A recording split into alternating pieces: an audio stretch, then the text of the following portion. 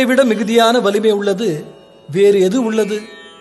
ஊழை விலக்கும் பொருட்டு வேறொரு வழியை நாடினாலும் அங்கும் இந்த ஊழே முன்வந்து நிற்கும்.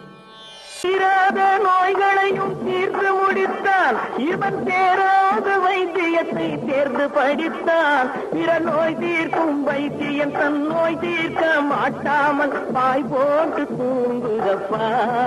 உயிரும் பேயோடு சேர்ந்ததப்பா.